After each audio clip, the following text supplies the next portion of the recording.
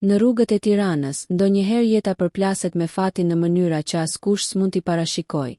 Arjani ishte 38 vjeç, një burr i zakonshëm që kishte ndërtuar një jetë të thjeshtë, por të lodhur. Kishte punuar vite të tëra në ndërtim, në të nxehtin përvëlues të Greqisë, për të ngritur shtëpinë e tij në periferi të kryeqytetit. Kishte një grua, Brunildën, dhe 2 fëmijë të vegjël që e prisnin çdo mbrëmje me përqafim. Jeta e tij duke e qetë të paktën nga jashtë. Por brenda mureve të shtëpisë së bardhë, gjërat kishin filluar të shkonin keq. Dashuria ishte zbehur, fjalët e ëmbla ishin kthyer në akuza, dhe çdo mëngjes fillonte me heshtje. Brunilda e shihte burrin e saj si një njeri që kishte humbur ambicien. Ai nga ana tjetër e ndjente se gruaja e tij kishte pushuar së besuarit tek ai. Grindjet përpara për edukimin e fëmijëve, për çdo gjë të vogël, kishin kthyer dashurinë e dikurshme në lodhje. Një natë gjatë një debati të ashpër, Brunilda i tha: "Unë s'dua të jetoj më me një njeri që s'ka ëndra." "Ti e bër hije, Arjan," ai s'ju përgjigj. Ishte fjalia që e copëtoi. Atë natë doli nga shtëpia me zemrën bosh, pa ditur ku do të shkonte. Në fillim qëndroi një mik, më pas mori me qira një dhomë të vogël pranë qendrës dhe për herë të parë pas shumë vitesh ndjeu qetësi në vetmi. Por jeta si gjithmonë kishte planin e saj. Pjesa e parë, takimi që ndryshoi gjithçka, ishte muaji maj, dhe Tirana po gumëzhinte nga turistë. Në një kafene pranë bllokut, Arjani punonte me një shok të vjetër në një projekt ndërtimi. Në tavolinën përballë ul një vajzë me sy të vegjël, flok të zinj dhe një buzëqeshje që i ndriçonte gjithë fytyrën. Kishte në duar një libër me titull Shqipëria e vogël, zemra e madhe, një përmbledhje udhëtimesh që fliste për kulturën shqiptare. Ai se kuptoi menjëherë pse sytë e tij u ndalën te ajo. Vajza quhej Meilin, 27 vjeçe, studente kineze që kishte ardhur në Tiranë për të mësuar gjuhën shqipe dhe për të bërë kërkime për projektin e saj të doktoraturës. Kishte një mënyrë të qetë të foluri dhe një lloj butësie që Arjani se kishte parë prej kohësh. Ai mori guximin ta pyeste: "Po të pëlqen Shqipëria?" Ajo buzëqeshi me një theks të ëmbël. "Shumë njerëzit janë të fortë, por me zemër të butë." Ishte fjalia më e thjeshtë në botë, por për Arjanin tingëlloi si një rikthim në jetë. Filluan të takoheshin shpesh, fillimisht rastësisht, pastaj qëllimisht. Ai tregonte për historinë e vendit, për malet, për detin, për plagët e Shqipërisë. Ajo i fliste për kinën, për disiplinën, për respektin, për jetën pa luks, por me paqe shpirtërore. 2 botë që s'kishin asgjë të përbashkët, por që filluan të flisnin të njëjtën gjuhë. Ndjesin, Brunilda ndërkohë e mësoi se Arjani po shihe me një të huaj. E përbuste iden. Një kineze. "Çfarë kërkon ajo këtu? S'ka turp ky burr," thoshte me mlef. Fëmijët e ndjenin tensionin, por Arjani për herë të parë ndjeu se po merrte frym. Një mbrëmje, pas disa muajsh takimesh të fshehta, Meilin e pyeti: "Arjan, pse dukesh gjithmonë sikur ke mall, edhe kur qesh?" Ai u mendua gjatë dhe tha: "Sepse kam humbur shumë gjëra, por se di ende për cilën më dhem më shumë, për dashurinë apo për veten." Ajo i mori dorën dhe tha: "Në kinë ne themi se zemra nuk plaket kur nëse e lejon të dashuroj, që nga ajo ditë Arjani nuk ishte më frikë të ndjente. U bën qift në heshtje, pa bujë, pa pretendime. Ajo mësonte shqip, ai mësonte pak nga pak se çfarë do të thoshte qetësia. Por Shqipëria e vogël nuk falte lehtë ndryshimin. Fqinjet filluan të përshpërisnin, shokët e punës qeshnin me nënkuptime, madje edhe familja e tij e shihte si turp. Një ditë, në një darkë familjare ku Arjani u paraqit me Meilin, vëllai i tij shpërtheu: "Po çfarë është kjo, mor burr? Je bërë për të qeshur në lagje. Një kineze në shtëpinë e babait ton." Arjani u ngriti qetë, por syti i kishte të ndezur. "Po, një kineze. Një njeri që më mësoi të mos urrej më, dhe iku." Pas asaj nate, lidhja e tyre u bë edhe më e fortë. Ata vendosën të martoheshin. Një martesë thjesht, civile, me pak njerëz, por plot ndjenjë. Meilin veshi një fustan të bardhë që ja qepi vetë dhe në sy shkëlqente një gëzim fëmijëror. Por kur dole nga bashkia, përballë qëndronte Brunilda, e cila i kishte ndjekur në fshehtësi. Ajo e pa drejt në sy dhe i tha me urrejtje: "Mos harro, ti ke 2 fëmijë shqiptar. Nuk do t'i zëvendësosh me një grua që se dia si gatuhet buka jon." Ajo fjalë mbeti Arjanit në zemër për vite. Sepse në thellësi ndonse donte Meilin me gjithë shpirt, kishte diçka që e përpinte brenda, ndjenja e faj. Në fillim, jeta e Arjanit dhe Meilinit pas martesës duke e qetë. Jetonin në një apartament të vogël në kombinat, me qira në një lagje të zakonshme, mes zhurmës së fëmijëve dhe erës së bukës së sapo pjekur. Ajo po mësonte shqip gjithnjë më mirë, i fliste shitses në market me përullësi, i përshëndeste fqinjet me mirëmëngjes dhe faleminderit. Por përgjigjet ishin gjithmonë të ftohta. Në fillim i mendonte si keqkuptime. Pastaj kuptoi të vërtetën. Nuk ishte mirëseardhur një pasdite, ndërsa po kthehej nga tregu me disa qese në duar, dy gra që rinin gjithmonë pranë portës së pallatit filluan të pëshpërisnin me zë të lartë. Ja ku po vjen ajo kineziçka e Arianit. Po se kupton që këtu nuk është vendi i saj. Ai burr se di çka bër. Do t'i vi dita, Mailin uli kokën dhe kaloi pa folur. Në mbrëmje kur Ariani u kthye nga puna, e gjeti duke qarë në kuzhinë, me një enorizi që po zjente në sobë. Çfarë ke Mei? Asgjë, tha ajo, ndoshta s'di si të përshëndes njerëzit këtu. Ariani e përqafoi fort. E ndjeu se diçka brenda saj po thyhej pak e nga pak. Kishte ardhur nga një botë ku nderi dhe respekti janë të shenjtë, dhe tani po përballej me fjalë që e digjnin në heshtje. Fëmijët dhe përplasja ndërkohë, fëmijët e Arianit, Ergi dhe Arlinda, 10 dhe 8 vjeç, jetonin me nënën e tyre Brunildën. Ajo s'linte ditë pa e helmuar kundër të atit. Babai juaj ka harruar kush është. E la familjen për një të huaj që as Zoti se di nga ka ardhur. Kur Ariani shkonte t'i takonte, fëmijët nuk i flisnin. E shihnin me një lloj turpi. Një herë Ergi tha, mësuesja më pyeti pse babi është me një kineze. Çfarë ti thosha? Ariani heshti gjatë, pastaj tha. Thuaj që babi është me një njeri që e do, por djali uli kokën i turpëruar. Ajo ishte hera e parë që Ariani ndjeu se dashuria e tij, aq e pastër dhe ndershme, po e ndante nga fëmijët.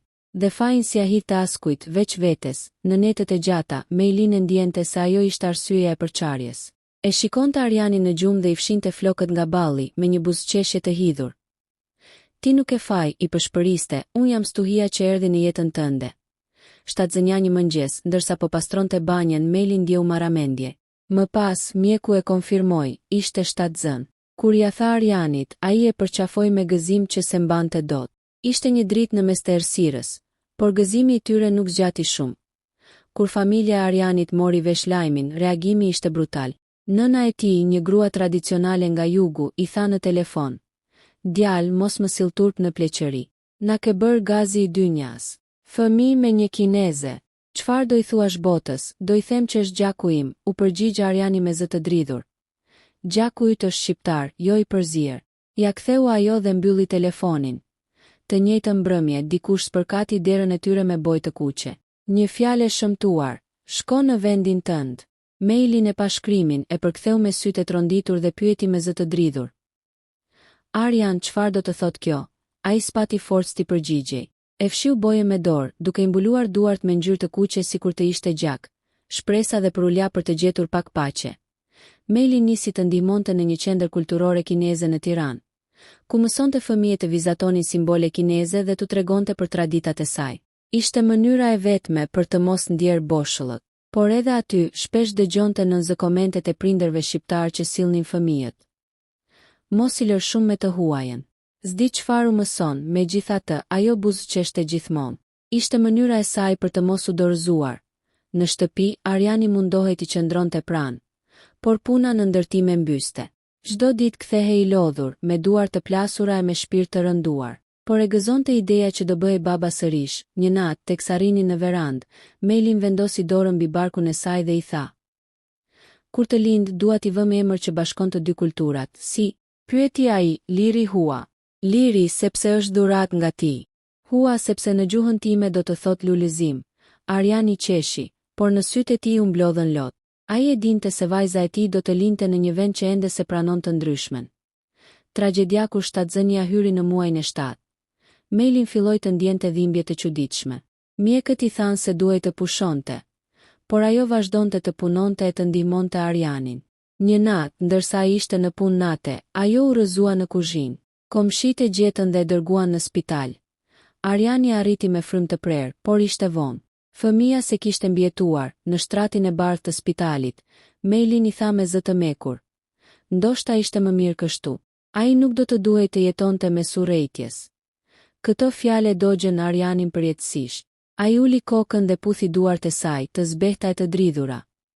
Pas atij momenti, Mailin ndryshoi. U bë më e heshtur, më e ftohtë. Çdo ditë shite nga dritarja dhe përshpëriste fjalë në kinezisht që Ariani si kuptonte.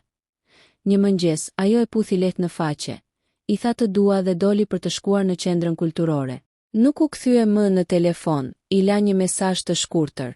Ndonjëherë dashuria më e madhe është ajo që largohet për të mos të lënduar më shumë. Ariani kërkoi kudo.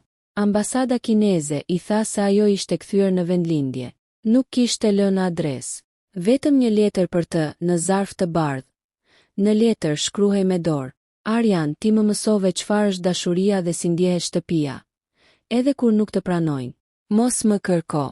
Kujto më me buzëqeshje, jo me lot. Dhe nëse ndonjëherë shkon në Pekin, do më gjesh aty, duke mësuar fëmijët shqiptar që dashuria s'ka komb. Ai e mbajti letrën për vite. Çdo herë që era frynte, e ndjente sikur ajo po i fliste përmes ajrit. Pas 2 vitesh Ariani ishte kthyer në ndërtim, më i heshtur, më i lodhur, por me një qetësi të çuditshme. Fëmijët e tij kishin filluar ta kuptonin. Një ditë djali i madh i tha: Babi, e pash në internet një vajzë kineze që flet shqip dhe flet për dashurinë e vërtetë. Quhej Meilin Hua. Ariani ngriti syt. Po, biri im, ajo është dikush që më mësoi si të dua pa urrejtje. Në mbrëmje ai hapi dritaren, shikoi qiellin dhe për herë të parë pas shumë kohësh buzëqeshi. Sepse kuptoi se ndonjëherë dashuria nuk është që të qëndrosh bashk, por të mos harrosh asnjëherë shpirtin që të bëri njeri. Kan kaluar 3 vjet. Jeta e Arianit tani është një varg ditësh të ngadalta. Çdo mëngjes zgjohet herët, pi një kafe të zezë pa sheqer dhe del në punë me të njëjtën xhaketë gri që mbante edhe atëherë. Në shtëpi gjithçka është siç e la Meilin. Një filxhan porcelani kinez mbi raft, një ventilator i vogël që ajo e përdorte për të tharë flokët, dhe një fustan i saj blu, i palosur me kujdes në fund të dollapit. Asgjë se kishte prekur. Ai se kishte forcën. Në mbrëmje kur kthehej nga puna, ndiste dritën e kuzhinës dhe ndjente sikur ajo do të hynte në çdo çast, me aromën e saj të lehtë të çajit jeshil. Por ajo s'hynte kurrë. Vetëm heshtja një natë, ndërsa po pinte verë vetëm, mori në dorë letrën e saj. E kishte lexuar qindra herë, por çdo herë ndjente të njëjtën therrje. Pastaj erdhi në mendje një ide që e trembi. Ta kërkonte. Nuk ishte më i ri, as i guximshëm, por kishte një boshllëk që as koha s'po e mbushte. Nëse dashuria e vërtet s'ka kufi, i tha vetes, atëherë pse duhet të ndalem në një aeroport, vendimit nesërmen. Ariani mori një vendim që do t'i ndryshonte jetën. Shkoi në një agjenci udhëtimesh dhe pyeti për bilet drejt Pekinit. Punonjësja, një vajzë e re, e pyeti: Arsyeja e udhëtimit? Ai buzëqeshi lehtë: Zemra. Pas 2 javësh përgatitjesh, ai u nis. Ishte hera e parë që udhëtonte aq larg. Në aeroportin e Rinasit, me një valixhe të vjetër dhe një letër të palosur në xhep, dukej si një njeri që s'ishte mas turist as emigrant, por një shpirt në kërkim. Në avion, ndërsa shihte re të bardha poshtë, i dukej sikur po udhëtonte në përkujtime. Ai e kujtonte Meilinin duke qeshur teksa i mësonte të përdorte shkopinj për të ngrënë, mënyrën si e ndreqte këmishën e tij para se të dilte, si e fshinte me duar dritaren kur binte shi. Të gjitha ato momente që dikur i dukeshin të zakonshme, tani ishin të shenjta. Pekini, një botë tjetër. Kur arriti në Pekin, gjithçka i dukej si ëndër. Rrugë të gjera, drita, njerëz me fytyra të qeta por të zëna. Ai s'kuptonte asgjë, as gjuhën, as ritmin. Vetëm ndjente se ishte shumë larg. U vendos në një hotel të thjeshtë dhe nisi kërkimet. Shkoi në ambasadën shqiptare, por askush s'dinte për të. Më pas, kërkoi në qendra kulturore, në shkolla ku mësohej shqip, në universitete. Të gjithë i thoshin: ka shumë studente kineze që kanë studiuar në Shqipëri, është e vështirë ta gjesh. Por Ariani nuk dorëzohej. Një ditë, në një qendër të vogël për mësimin e gjuhëve të huaja, pa një poster me fëmijë që mbanin flamuj shqiptar dhe kinez. Poshtë shkruhej: mësuese Meilin Hua, kurs kulturor për fëmijë shqiptar në Pekin. Gjaku i ngriti, u fut brenda. Një grua e moshuar në recepcion e pyeti në anglisht të thyer: ju kërkoni mësuese Meilin? Po, e njihni. Është në pushim sot, por kthehet nesër. A mund t'i lë një letër? Ai shkroi diçka të thjeshtë: jam Ariani, kam ardhur nga Tirana. Serdha për të kërkuar falje, por për të parë sërish qoftë edhe për 1 minutë. E la në recepcion dhe doli, ritakimit nesërmen sapo agoi u kthye në të njëjtin vend. Zemra i rrihte fort. Në oborin e qendrës, fëmijët po luani me flamuj të vegjël shqiptar, duke kënduar xhamadani via via me theks kinez. Ariani se besonte çfarë po shihte. Pastaj e pa, ajo po rrinte pra një dritareje me flokët e mbledhur dhe një përparse të bardhë. Po qeshte me një vajzë të vogël që e ndihmonte të pikturonte shqiponjen dykrenare. U afrua ngadalë. Kur ajo u kthye, syti u mbushën me lot. Arian, Mej, në atë çast koha u ndal. Ai e pasi për herë të parë me po atë dritë në sy, por me pjekur me qetë.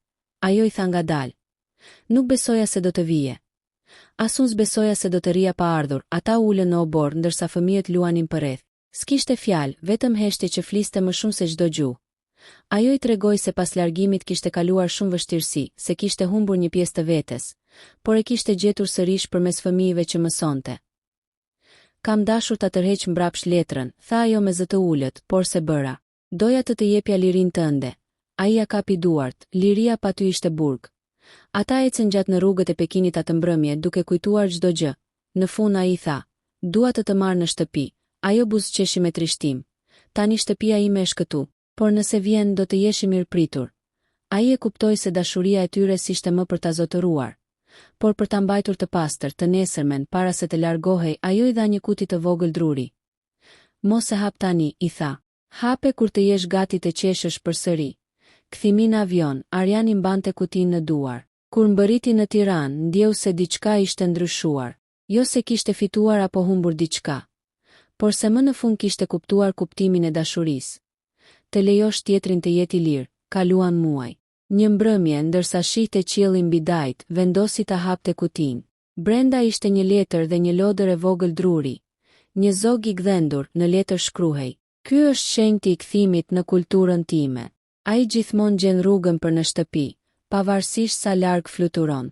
Nëse një ditë më mungon, shiko qiellin dhe dije se edhe unë të shoh. Ariani e vendosi zogun në dritare. Çdo mëngjes kur dilte për punë e shihte dhe i dukej sikur ajo po e përshëndeste. Jeta vazhdoi, por brenda tij diçka u shërua. Ai filloi t'i takonte sërish fëmijët, të punonte më shumë, të qeshte pak. Nuk e harroi kur me Ilinin, por tani ajo nuk ishte plag, ishte kujtim që e mbante gjallë. Epilog pas 5 vitesh, në një ditë pranvere, Ariani mori një letër nga Kina. Në zarfin e bardhë, me stampën e qendrës kulturore, ishte një fotografi. Meilin me 10 fëmijë kinez dhe 3 shqiptar që studionin atje. Poshtë fotos, një shënim i shkurtër. Mësuesja që dikur dashuroi një burr shqiptar, tani mëson fëmijët e saj se dashuria s'ka komb. Ai e vuri fotografin mbi murin e kuzhinës, aty ku dikur ajo ziente oriz dhe qeshte. Syt ju mbushën me lot, por këtë herë ishin të butë, të qetë. Sepse kuptoi se dashuria e tyre, edhe pse kishte kaluar në përfer, kishte lindur diçka që do të mbetej përgjithmonë. Një urë mes dy botëve. Kaluan 7 vjet. Tirana kishte ndryshuar shumë, ndërtesat ishin rritur, dritat e qytetit ndriçonin më fort. Por brenda Arianit gjithçka kishte mbetur e njëjtë, bosh. Që nga dita kur Meilin u largua pa lënë asnjë gjurmë, ai kishte jetuar mes dy botëve. As burr i lirë, as baba i plot, as i qetë me kujtimet. Punonte shumë, flinte pak, dhe çdo mëngjes, para se të nisej për në punë, hapte kutinë e vogël prej druri ku kishte ruajtur një letër që ajo i kishte lënë para se të ikte. Në atë letër, ajo kishte shkruar në shqip, me dorë që dridhej: "Ndonjëherë dashuria më e madhe është ajo që ikën për të mos shkatëruar të tjerët. Mos më kërko, Arian. Një ditë, ndoshta, do të më gjesh aty ku dielli lind sërish." Ariani e kishte lexuar aq shumë herë, sa letra ishte bërë verdhe e përthyer në qoshe.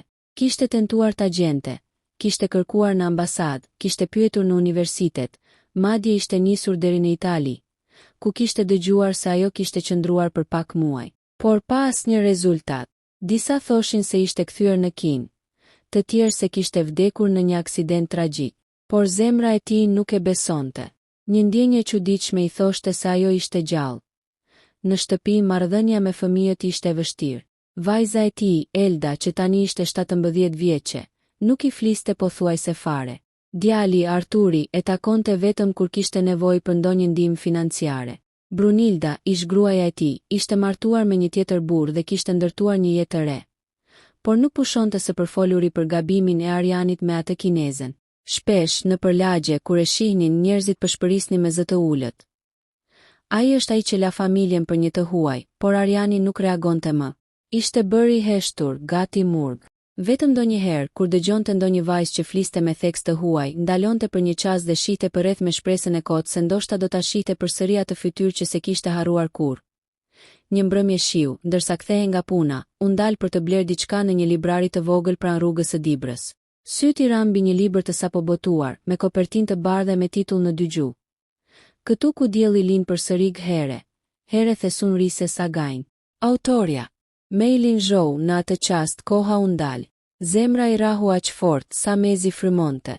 Mori librin në duar me duar që i dridheshin. Në faqen e parë, dedikimi, për burrin që më mësoi të kuptoj se dashuria nuk ka komb. Ai nuk kishte asnjë dyshim. Ishte ajo e kishte bërë. Kishte shkruar një libër. Kishte jetuar diku. Dhe e kishte dashur ende. Në fund të faqes, kishte një shënim të vogël. Kopja e parë e këtij libri i dhurohet Bibliotekës Kombëtare të Tiranës, ku gjithçka nisi. Të nesërmen, Ariani shkoi atje. Hyri me hapa të ngadalt në sallën e heshtur. Librari, një vajzë e re, e pa me buzëqeshje. Po kërkoni ndonjë titull të veçantë? Ai tha me zë të ulët. Po, këtu ku dielli lind përsëri. Ajo i tregoi raftin dhe shtoi. E solli vet autorja para 3 ditësh. Ishte shumë e sjellshme. Tha që kishte jetuar dikur këtu. Ariani tira librin nga duar 3 ditë më parë. Ajo ishte në Tiranë, doli me vrap në shi, si dikur si një djalë i ri që vrapon pas fati. Kërkoi kudo në hotele, ambasada, madje dhe te kafeneja ku ishin njohur. Pronari i lokalit e njohu me njëherë, po, e pash. Erdhi para disa ditësh. Ul aty te tavolina ku rinim dikur. Qëndroi vetëm dhe qau pak. Pastaj iku me një makinë taksie, e di ku shkoi, vetëm tha. Në vendin ku gjithçka u ndërtua. Ariani e kuptoi me njëherë. Ishte fjala për shtëpinë që dikur po ndërtonte për ta në periferi, pranë Dajtit. Ajo shtëpi që kur nuk u përfundua, atë mbrëmje i lagur nga shiu, shkoi atje. Dritaret ishin të thyera, por brenda digjej një dritë e zbehtë. Hapi derën ngadalë. Dhe ajo ishte aty. E ulur në dysheme me flokët e gjatë që i binin mbi fytyrë me sytë e lodhur, por me atë buzëqeshje që e njihte aq mirë. Mailin ajo u kthye. Në sytë e saj kishte lot, por edhe qetësi. Më gjete, pse u largove? Tha ai me zërin që i dridhej. Pse më le kështu? Ajo u ngrit ngadalë dhe i afrohet. Sepse s'mund të luftoja më kundër një bote që s'na donte. Doja që ti të ishe baba për fëmijët e tu. Doja të lija të jetoje pa u përbuzur. Por pastaj kuptova se dashuria ime nuk do të ishte kur bar për ty, nëse ishte e vërtet. Ai i mori duar dhe i puthi me mallin e viteve. Asgjë s'më bëri më të lumtur që prej ditës që u largove. Ajo e shikoi thellë në sy dhe i tha, nuk jam vetëm, Arjan. Kam ardhur me dik. Në atë qast në der u shfaq një vajzë e vogël, rreth 6 vjeçe, me flok të zinje sygri, një përzierje përsosur e lindjes me perëndimin. Kjo është Ana, vajza jon. Ariani ra në gjunjë, pa ditur nëse duhej të qante apo të qeshte. Vajza ju afrua ngadalë dhe i tha me shipe të pasur. Mami më mësoi për ty. Tha që ti je njeriu që më dha emrin. Ajo fjalë thjesht e theu përfundimisht heshtjen e 7 viteve. Ai e mori në krah dhe ndjeu se gjithçka që kishte humbur po kthehej ngadalë. Por jeta si gjithmonë kishte një provë të fundit. Brunilda, kur mori vesh se mailin ishte kthyer, e denoncoi në ambasadë si shtetase që qëndron pa leje. Policia erdhi natën për ta marrë. Ariani u hodh përpara dhe kërkoi ndihmën e mediave, duke treguar historinë e tyre. Lajmi shpërtheu në rrjete sociale. Dashuria shqiptaro-kineze që sfidoi paragjykimin. Një val mbështetje e shpërtheu. Student, gazetar, qytetar të thjesht, madje dhe fëmijët e tij, që dikur e përçmonin, dolën në mbrojtje të tyre. Vajza e madhe, Elda, doli publikisht dhe tha: "Nëse kjo grua e bëri baban tim të buzëqesh sërish, ajo meriton të qëndroj." Më në fund, ambasada kineze ndërhyri dhe maili mori lejen e qëndrimit, por ajo s'kishte më qëllim të largohej. Në një mëngjes pranvere, Ariani, Mailin dhe vajza e tyre, Ana, u kthyen në të njëjtin vend ku ishin njohur për herë të parë. Në atë kafene të vogël pranë bllokut. Dielli ndriçonte butë dhe Mailin, me duart në filxhan, i tha: "Tani e kuptoj pse thoni ju shqiptarët, ku ka vend më të ngrohtë se zemra që të pret." Ariani qeshi lehtë: "Jo, tani je shqiptare me shpirt." Mailin ajo e pa në sy dhe tha: "Jo, tani jemi një botë e përbashkët. Dashuria nuk ka lindje, nuk ka perëndim. Ka vetëm 2 njerëz që se dorëzojnë." Dhe në atë moment, pas kaq vite zhdimbjeje, ai ndjeu se më në fund dielli kishte lindur përsëri, ashtu siç ajo e kishte shkruar dikur në letër.